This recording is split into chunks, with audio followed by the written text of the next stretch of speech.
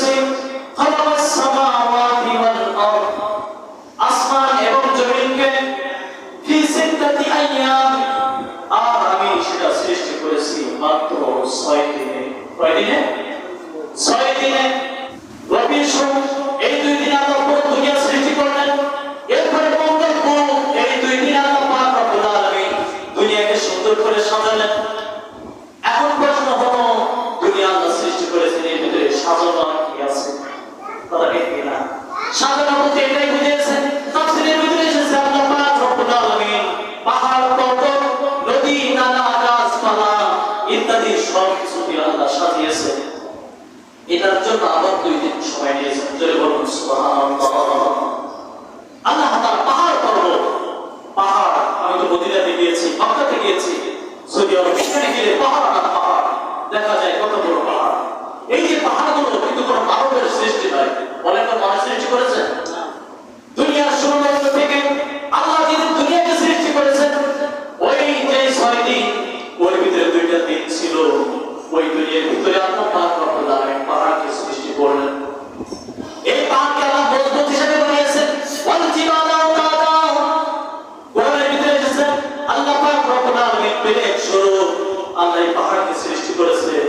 আমাদের বাংলাদেশে রয়েছে সিলেটে বড় পাহাড়, এটাও কিন্তু কোনো মানবের সৃষ্টি নয়, দুনিয়ার শুরু লগ্ন থেকে ওই আল্লাহর সৃষ্টি। আল্লাহ বলেন, আমি এই পাহাড়, পর্বত সবকিছু সৃষ্টি করলাম। আমি আল্লাহ এই গাছপালা, যেখানে যে গাছ প্রয়োজন সেই গাছ আমি আল্লাহ নির্ধারণ করে দিলাম, রোপণ করে দিলাম। আল্লাহ বলেন, এই গাছগুলোকে আমি আল্লাহ রোপণ করে দিলাম। শুধু তাই নয়, আমি আল্লাহ তোমাদেরকে ভালোবেসে দুনিয়াতে যত বড় বড় নদী এবং বড় যে সাগর আমরা দেখতে পাই, পদ্মা, মেঘনা, যমুনা, এই জাতীয় যত বড় বড় নদী রয়েছে এবং সাগর রয়েছে, এই সাগরগুলো কিন্তু আল্লাহ ওই দুনিয়ার শুরু থেকে সৃষ্টি করেছেন। সকলে বলুন সুবহানাল্লাহ।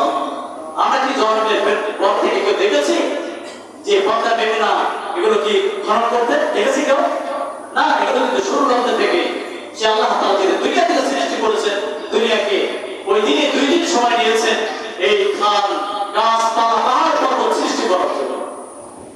সেই 2 দিনের ভিতরে আল্লাহ ব্যাপার করেন কোথায় পদ্মা হবে, কোথায় মেঘনা হবে, কোথায় যমুনা নদী হবে, এই সব কিছু আল্লাহ তাআলা নির্ধারণ করে দিয়েছে।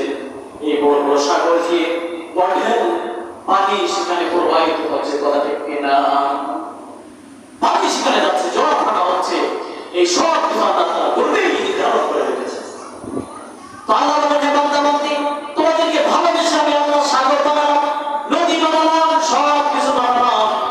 এরপর আল্লাহ বলেন, এই দুনিয়ার জমিনে যে খনিগুলো দেখা যায়, স্বর্ণের খনি বলেন, ওইরকম ভাবে পেট্রোলের খনি বলেন, ওইরকম ভাবে ডিজেলের খনি বলেন, যত খনি আছে এই খনিগুলো আল্লাহ তাআলা মাটির ভিতরে স্থাপন করেছেন ওই 2 দিনের ভিতরে। জোরে বলুন সুবহানাল্লাহ।